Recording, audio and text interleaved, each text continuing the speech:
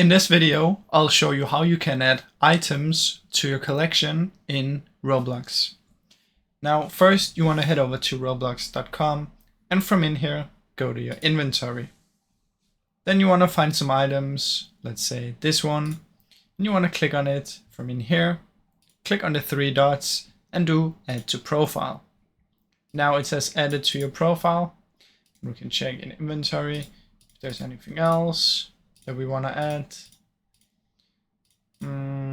Maybe let's just do that one. That should be fine. Then you want to click on your inventory by clicking on your icon up here. You want to scroll down and you can see it's now added to the collections.